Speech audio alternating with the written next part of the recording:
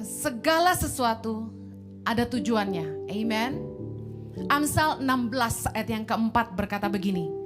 Tuhan membuat segala sesuatu untuk tujuannya masing-masing. Bahkan orang fasik dibuatnya untuk hari malapetaka. Wow. Tuhan saja membuat segala sesuatu itu ada tujuannya. Sebelum kita membangun atau melakukan sesuatu, mari pikirkan apa tujuannya.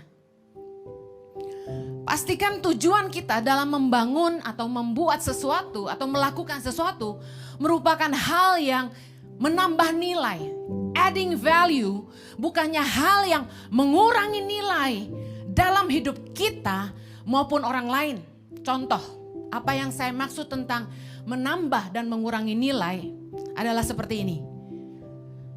Apakah yang Anda kerjakan atau yang Anda bangun mensejahterakan atau menyengsarakan? Memperkaya atau mempermiskin? Menguntungkan atau merugikan? Menumbuhkan atau mematikan? Mendidik atau menyesatkan? Memperbaiki atau merusak? Memajukan atau menghancurkan? Mempertajam atau mempertumpul? Membangun atau merusak? Dua hal yang berbeda. Yohanes 10 ayat 10 kita lihat ayat firman Tuhan dalam bahasa Indonesia dikatakan begini. Pencuri datang hanya untuk mencuri dan membunuh dan membinasakan. Aku datang supaya mereka mempunyai hidup dan mempunyainya dalam segala kelimpahan, kata Yesus. Mari lihat terjemahannya dalam Amplified Bible. The thief comes only in order to steal and kill and destroy. I came that they may have and enjoy life and have it in abundance. Pengertian abundance di situ to the full till it overflows. Artinya Yesus datang supaya kita memperoleh hidup, katakan amin. Menikmati hidup kita dan menjadi berkat bagi orang-orang di sekitar kita. Overflows artinya sampai tumpah. Tuhan akan memberkati kita supaya hidup kita tumpah buat orang lain. Hidup kita jadi berkat. Karya Tuhan dalam hidup kita selalu adding value, menambah nilai, mengangkat kita ke tempat yang jauh lebih baik. Amen. Saya pernah khotbah tentang karya Yesus dalam hidup kita meningkatkan nilai dalam hidup kita.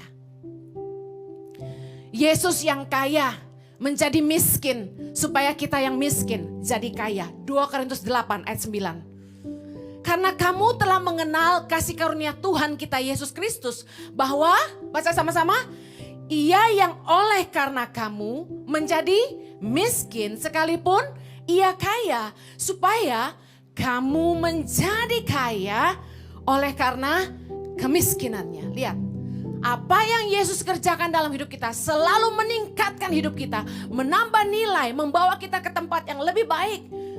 Yesus yang tanpa dosa disalibkan untuk menebus dosa-dosa kita, supaya kita yang seharusnya binasa beroleh hidup yang kekal. Mari baca 2 Korintus 5 ayat 21. Sama-sama. Dia yang tidak mengenal dosa telah dibuatnya menjadi dosa karena kita, supaya dalam Dia kita dibenarkan oleh Allah. Beri kemuliaan buat Tuhan kita yang luar biasa. Katakan haleluya. Satu-satunya yang membuat saya memilih mengikut Kristus adalah gini. Saya tahu kita tidak cukup baik untuk masuk surga. Tidak akan pernah cukup baik. Ada selalu sisi kelam dan sisi hitam dalam hidup semua orang. There's always a dark side. Dan kasih karunia Tuhanlah yang membuat oleh karena salib Kristus kita semua dibenarkan di hadapan Bapa. Yang mengerti katakan amen. Mari sadari bahwa semua yang Yesus buat dalam hidup kita selalu menambah nilai. Katakan amen. Kenapa begitu? Karena Tuhan sangat mengasihi kita. Dan bahwa hidup kita sangat berharga bagi Dia. Yohanes 3 ayat 16 berkata, karena begitu besar kasih Allah akan dunia ini, Dia mengaruniakan anaknya yang tunggal. Supaya barang siapa yang percaya kepadanya tidak binasa, melainkan beroleh hidup yang kekal. Anda harus tahu bahwa dunia bicara soal manusia yang diciptakannya sangat berharga bagi Dia. Jangan sampai kita mengerjakan, melakukan hal-hal, membangun hal-hal yang bukannya menambah nilai dalam hidup orang lain, tapi malah kita mengurangi nilai dari hidup mereka dan kita merusak pekerjaan Allah. Makanya kenapa saya tidak mau jemaat ICI punya budaya menghakimi. Kalau Tuhan saja masih sabar sama kita, kata firman Tuhan, supaya Dia kasih kesempatan buat kita bertobat, apa hak kita menghakimi orang lain? Yesaya 43 ayat 4 berkata gini, oleh karena engkau berharga di mataku dan mulia, dan aku ini mengasihi engkau, maka aku memberikan manusia sebagai gantimu dan bangsa-bangsa sebagai ganti nyawamu. Katakan, aku berharga bagi Allah. Jangan sia-siakan hidupmu karena engkau berharga bagi Allah. Pastikan ketika Anda membangun sesuatu, melakukan sesuatu, bertanyalah pada dirimu, apa tujuannya? Apakah yang saya lakukan ini menambah nilai, bukannya mengurangi nilai dalam hidup saya dan orang lain? Bukan hanya bicara orang lain, tapi bicara hidup kita. Karena kita berharga. Saya akan akhiri dengan 4 contoh dalam kehidupan. Yang pertama, apakah pergaulan Anda, orang-orang di sekitar Anda hari ini menambah nilai atau mengurangi nilai dalam hidup Anda? Mazmur 1 ayat 1 berkata gini, berbahagialah orang yang tidak berjalan menurut nasihat orang fasik, yang tidak berdiri di jalan orang berdosa, dan yang tidak duduk dalam kumpulan pencemooh. Dikatakan berbahagialah. Adding value berarti gini, hidup kita jadi bahagia. Anda ingin bahagia, angkat tangan. Kata firman Tuhan, Mazmur 1 ayat 1 bilang gini, kalau Anda ingin berbahagia, jangan berjalan menurut nasihat orang fasik. Siapakah orang fasik? Orang yang tahu kebenaran tapi tidak mau menghidupi. Cuma pintar menghakimi. Yang tidak berdiri di jalan orang berdosa. Anda ingin berbahagia? Jangan bergaul sama orang-orang berdosa dan mengikuti cara-cara hidup mereka. Anda ingin berbahagia? Jangan duduk dengan kumpulan pencemooh. Anda mau lihat apakah hidupmu hari ini dikelilingi oleh orang-orang yang menambah nilai atau mengurangi nilai dalam hidupmu? Simple. Apakah Anda lebih bahagia bersama mereka? Apa mereka membuat Anda menderita? Contoh, morotin Anda. Membuat Anda jadi hidup tidak berkualitas. Membuat hidupmu lebih banyak ngabisin waktu untuk hal-hal yang sia-sia. Saya jarang hangout, honestly. Gak ada waktu. Kalau saya punya waktu free, saya lebih baik sama anak saya. Karena anak saya yang paling sering dikorbankan karena pelayanan saya. Saya tidak ke salon. Saya panggil orang gunting rambut ke rumah. Gak ada waktu buat pergi aja. Jadi saya sangat hitung waktu saya. Beberapa waktu kami mulai punya gereja ini, ICI. Salah satu pengerja bilang, haruslah sekali-kali fellowship sama pengerja, katanya gitu. Saking saya gak pernah fellowship sama pengerja. Sama staff aja, saya punya meeting mingguan, itu purely meeting. Jadi bukan have fun. Meskipun kami selalu fun ya. Satu kali saya coba, oke lah, habis 60 minutes worship, kami nongkrong di warung Ropita. Kurang sehat sebenarnya. Karena nggak pernah saya kalap makan begituan. Roti bakar, coklat keju, itu makanan kesukaan waktu SMA kata suami saya. Indomie goreng pakai telur dan kornet gitu ya. Pada lapar ya. Kemudian apalagi nasi uduk, ya kan? Dosa. Sate Padang dan teman-temannya. Ada yang diet pesennya sate taichan. Saya kurang suka, rasanya kurang enak untuk saya. Saya makannya yang agak kurang sehat. Sikat. Terus ada yang ngeracunin lagi. Ciheni, Hen, jus alpukat ya. Oh itu musuh itu kalau orang diet, saya bilang. Dia bilang lu cobain sesendok. Waduh, ini jahat ini. Mereka sayang sama saya tapi mereka mencobai saya. Udah tahu punya gembala harus kurusin badan. Pandemi telah menambah terlalu banyak dalam hidup saya. Beda kan di YouTube ya. Kemudian satu kali makan itu ketawa tuh saya bilang gini, nggak boleh sering-sering kayak begini, nggak sehat, saya bilang gitu. Bener gak sih? Kemudian mereka bilang gini, salah, justru kamu harus sering begini sama kami. Gitu. Saya diam, oke. Kemudian minggu depannya lagi saya nggak ada di Jakarta, aman ya kan. Minggu depannya lagi habis 60 menit diajak nongkrong lagi. Tempat yang sama. Emang mereka kurang ajar kadang-kadang. Kemudian minggu depannya lagi diajak nongkrong lagi ke tempat yang sama. Saya bilang kalau begini terus gue nambah nih beratnya. Katanya kan cuma seminggu sekali. Kak Heni gak apa-apa. Seminggu sekali buat kalian tuh gak nambah banyak. Saya glek air putih aja naik sekilo. Tapi satu hal yang saya akui. Kalau kita tanya adding value gak tuh Kak Heni? Adding value gak tuh pergaulan Bu Heni? Jujur satu hal yang saya dapat. Kenapa meskipun saya tahu itu ngegemukin tapi saya tetap mau? Karena mereka membuat saya tertawa. Mereka membuat saya bahagia. Saya happy. Dan yang paling penting gini, waktu berkualitas sama mereka tuh berasa banget. Kita nggak ngomongin orang, kita nggak gosip, kita ngetawain diri sendiri, kita kecekak-cekikik, kita ngomongin antara kita aja, kita nggak ngomongin orang. Sehat, kita nggak gosip. Itu yang saya senang. Yang bikin saya malas ngopi sama orang, baru duduk udah ngomongin si A, baru duduk ngomongin si B. Kok kepahitan gak kelar-kelar, capek. Buang sampah di tempat yang salah. Kita capek, dia tumpahin ke kita. Tambah lelah. Bener gak? Lebih baik nih kalau kita yang lelah-lelah nih kayak saya. Duduk sama yang bikin kita ketawa aja. Hati sukacita, katakan amen. Mamanya Ibu Iren, General Sekretari gereja ini, umur 76.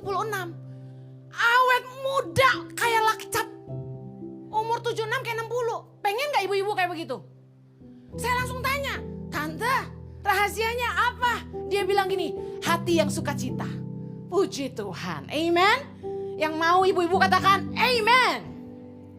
Yang kedua, zaman ini zaman sosial media, dunia maya. Orang mulai berlomba-lomba bangun reputasi, bangun karya, bikin usaha lewat dunia maya dan sosial media. Contoh seperti YouTube ya. Banyak orang tuh pengen eksis, pengen dikenal, pengen punya banyak follower, subscriber. Tetapi tahukah Anda, kalau Anda ingin terkenal, Anda ingin dikenal, Anda akan punya yang namanya pengaruh, katakan pengaruh. Semakin Anda terkenal, Anda semakin punya pengaruh. Pengaruh itu didapat dari 4 ya.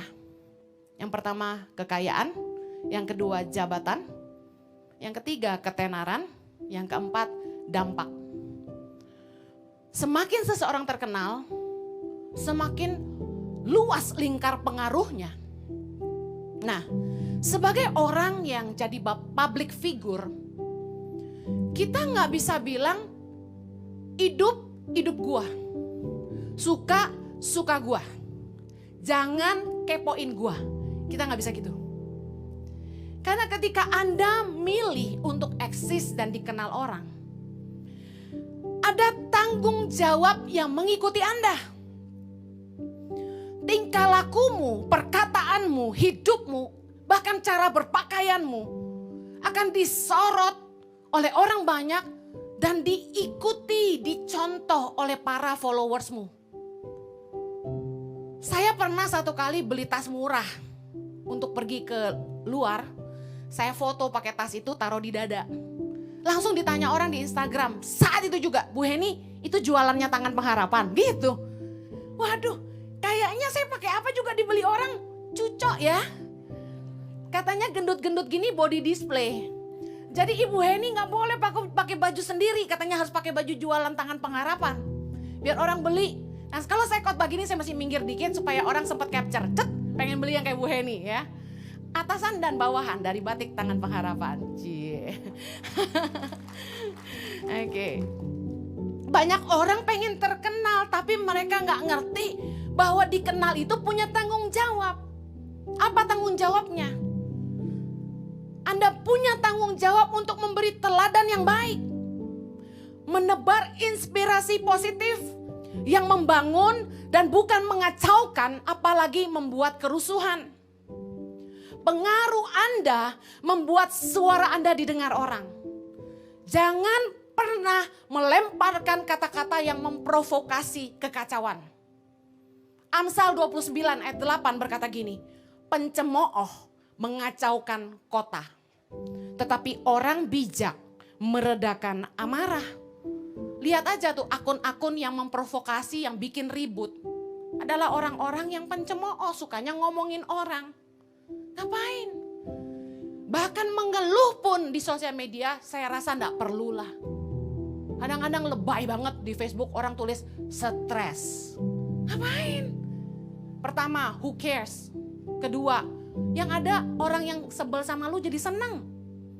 Punya masalah soal suami, gak usah posting-posting.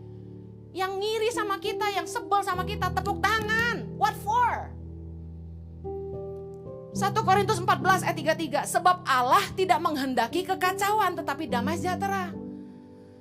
Mari kalau Anda itu punya akun sosial media, seberapapun followersnya, Anda punya tanggung jawab. Lepaskan perkataan yang baik, yang membangun, yang menginspirasi, memberi semangat. Kalau Tuhan tuh kasih kita kesempatan untuk beri pengaruh dalam hidup orang lain, pastikan kita bertanggung jawab dengan itu. Katakan amin. Yang ketiga, kalau Tuhan itu mengaruniakan kepada Anda kekayaan, sehingga Anda bisa membangun sebuah usaha, pastikan Anda ngerti tanggung jawab Anda. Jangan hanya cari keuntungan diri sendiri, tapi Anda harus memastikan produk yang memperkaya Anda juga mensejahterakan orang lain.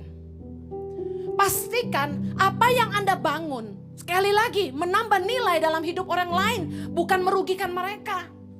Jangan pernah mengorbankan orang lain untuk memperkaya diri sendiri. Amen. Ingat, hidup di dunia ini sementara. Apalagi, maaf, yang udah senior. Udah jangan gila harta lagi. Suatu hari kita semua akan masuk ke dalam kekekalan yang selama-lamanya. Jangan hanya memperkaya diri di dunia yang sementara. Baca sama-sama apa yang Yesus katakan. Yohanes 6 ayat 27. Sama-sama yuk. Bekerjalah bukan untuk makanan yang akan dapat binasa, melainkan untuk makanan yang bertahan sampai kepada hidup yang kekal, yang akan diberikan anak manusia kepadamu. Sebab dialah yang disahkan oleh Bapa Allah dengan meterainya. Kalau Anda diberkati Tuhan dengan kekayaan, jangan menindas orang lemah. Jangan memperdaya orang lain. Jangan memanipulasi orang lain untuk memperkaya diri sendiri. Kok ya ada tega-teganya orang itu jualan makanan yang tidak baik untuk kesehatan orang. Bikin produk lipstik yang bikin kanker. Ada aja. Manusia kalau udah serakah mengorbankan sesama. Yang terakhir, kalau Tuhan itu mengaruniakan kepada Anda pasangan hidup dan keturunan, Anda harus tahu bahwa Anda harus bertanggung jawab atas hidup mereka. Orang tua harus jadi teladan bagi anak-anak mereka. Baik anak-anak rohani maupun anak-anak jasmani. Memilih jadi gembala dituntut keteladanan. Hati-hati dengan apa yang kita ajarkan kepada anak-anak kita. Jangan sampai kita menyesatkan mereka. Matius 18 ayat yang ke-6 berkata, barang siapa menyesatkan salah satu dari anak-anak kecil ini yang percaya kepadaku, lebih baik baginya jika sebuah batu kilangan diikatkan pada lehernya, lalu ia ditenggelamkan ke dalam laut. Ngomong kasarnya gini ya, lu nyesatin orang lu mati aja, betul nggak? Ini halus aja bahasanya. Tuhan tuh gak suka orang-orang tuh disesatkan. Sebagai seorang papa,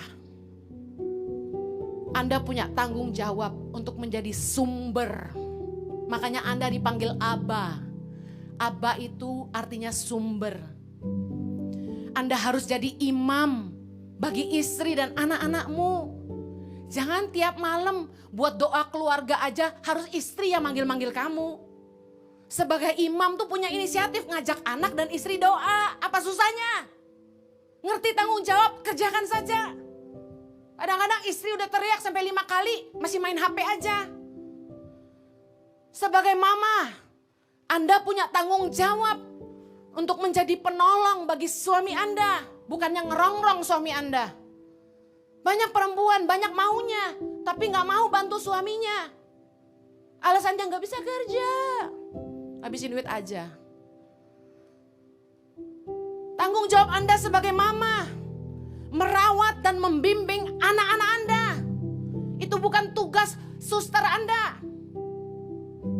Anak itu cuma dititipkan sementara Anda kerja. Setelah itu tetap tugas membimbing anak Anda adalah Anda. Saya tidak izinin siapapun adding value ke anak-anak saya. Neninya, pembantu, gak usah ikut campur. Saya yang ngajar anak saya. Kadang-kadang punya neni sok pinter ngajarin yang gak bener.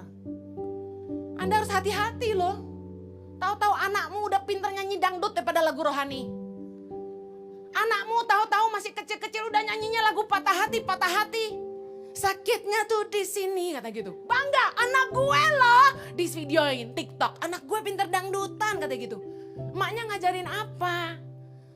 Kalau sustermu, pembantumu bicara jauh lebih dalam kepada anakmu dari dirimu, Anda yang salah. Makanya disuruh kerja gak bisa. Tapi ninggalin anak terus. Pergi happy-happy sama teman, nongkrong kafe sana sini, makan restoran sana sini. Boleh lah, shopping sana sini boleh lah. Tapi kalau di jam-jam anak udah pulang sekolah, Anda harus di rumah. Saya atur meeting saya, jangan ketemu makan siang. Bukan saya pelit, saya mau makan sama anak saya. Pak, saya pastikan makan malam saya di rumah. Kadang-kadang sebel kalau orang gak mau ngerti gitu loh. Bukan kita gak mau. Tugas kita di hadapan Tuhan, tanggung jawab itu. Saya kasih tahu, bukan ribuan, tapi 2-3 domba di rumah. Itu tanggung jawab pertama. Tugas seorang mama menghantar anak-anaknya untuk bisa jadi mandiri. Bisa siap keluar dari rumah. Banyak orang punya anak banyak tapi nyanyiin anak mereka. Sementara banyak orang yang sangat pengen punya anak. Jujur ya, kadang-kadang saya kalau ngelihat orang yang pengen punya anak, saya tuh terbeban doain. Tapi kok gak dikasih-kasih sama Tuhan tuh saya gak ngerti gitu loh. Tapi kan kita harus ngerti bahwa hidup ini kan kehendak Tuhan. Kalau memang Tuhan gak kasih ya sudahlah. Tapi saya selalu berdoa buat pengerja yang belum punya anak. Saya selalu doa buat mereka. Saya terus doain. Tapi saya temukan, maaf ya ini nggak ingin menghakimi. Orang-orang yang nggak dikasih anak sama Tuhan, beberapa saya temukan memang kurang suka anak kecil. Kalau Tuhan percayakan, tapi kita nggak bisa ngurusnya, mungkin lebih baik kita jangan punya anak, menurut saya. Yang kasihan gini, anak-anak itu justru diberikan kepada orang-orang kebanyakan yang menyia-nyiakan mereka gitu loh. Tuhan, why gitu. Sometimes ya, banyak hal di hidup ini yang jadi misteri yang cuma Tuhan yang bisa jawab, bener gak? Banyak orang yang menyia-nyiakan pasangan hidupnya. Punya istri baik disia-siain. Punya suami baik ya disia-siain. Gak dihargain. Sementara di luar sana banyak sekali jomblo yang ngebet nikah. Kepala 3, kepala 4. Mereka minta didoain sama saya, minta dikenalin sama saya. Saya juga udah putus asa. Apalagi mereka. Saya pikir gini, kenapa Tuhan ciptain lebih banyak perempuan ya? Bener gak sih? Sedangkan yang cowok, kalau udah kepala 3, rata-rata udah pada punya. Yang bagus maksud saya. Banyakan orang tuh nyanyain pasangan mereka, sementara di luar sana banyak yang pengen nikah. Ironi ya. Yang punya tidak menghargai, yang tidak punya sangat mengingini. Saya tutup dengan Roma 14 ayat 12. Sama-sama yuk. Demikianlah setiap orang di antara kita akan memberi pertanggungan jawab tentang dirinya sendiri kepada Allah. Ketahuilah bahwa setiap kita akan dituntut pertanggungan jawab sama Bapa di sorga. Pastikan kita bertanggung jawab atas setiap karunia yang Tuhan percayakan dalam hidup. Pastikan semua yang kita bangun, segala sesuatu yang kita lakukan berdampak positif, menambah nilai, mensejahterakan orang, membuat orang lain hidup lebih baik. Bukan hanya untuk hidup mereka, tapi juga untuk hidup kita dan keluarga kita. Banyak kali kita terperangkap, kita nolong orang, tapi kita menyengsarakan keluarga sendiri. Kita sungkan sama orang, dan kita gak jaga perasaan pasangan sendiri. Ironi bukan? Saya berdoa, mari hari ini mulai lebih mawas diri. Hati-hati, jangan ngomongin orang, jangan jahat sama orang. Jangan sirik sama orang, jangan menjatuhkan orang lain. Kemarin saya baru dikasih tahu, ada istri hamba Tuhan besar ngomongin saya. Ini dan itu, ini dan itu. Saya ketawa aja. Saya bilang ngapain ngurusin saya? Apalagi yang dibicarakan masa lalu. Saya kan hidup sebagai ciptaan baru. Kalau orang itu kenal saya masih gak apa-apa. Yang di ngomongin gak bener, kan lebih parah bikin orang ketawa aja. Lagian gini, untungnya apa buat dia? Bener gak? Kita ngomongin orang, untungnya apa buat kita? Orang pernah salah sama kita? Udah ampuni aja. Kalau orang salah, kalau orang gak salah, berarti kita ngiri aja. Ngapain ngiriin orang? Contoh nih, saya mau ngiri sama cewek yang lebih cantik, lebih putih dari saya. Buat apa gak nolong saya jadi lebih putih juga? Saya iri gitu lihat hidung dia mancung. Apa yang saya bisa lakukan? Gak akan rasa iri itu menolong hidung saya lebih tinggi 5 cm, gak akan juga. Ya sudahlah, gambar-gambar aja dikit lumayan. Kasih kilau-kilau di tengah, di TV tampak lumayan kan, meskipun tetap mungil, tapi Jojo suka. Hidup baik-baik, Tuhan beserta, mari kita berdoa. Bapa di sorga, berikan hikmat dalam hati kami, supaya apa saja yang kami bangun dalam hidup ini, menambah nilai, bukan mengurangi nilai dalam hidup orang lain, hidup kami dan keluarga kami. Ayo berdoa, Tuhan kasih hikmat, tuntun umat-Mu, supaya mereka jadi umat yang menyenangkan hati Tuhan. Tolong supaya hidup mereka lebih berkualitas. Mereka tidak sia-siakan hidup mereka. Tapi mereka boleh berkarya, berbuah bagi kerajaan sorga dan bagi hidup sesama. Di dalam nama Yesus kami berdoa. Amen. God bless you.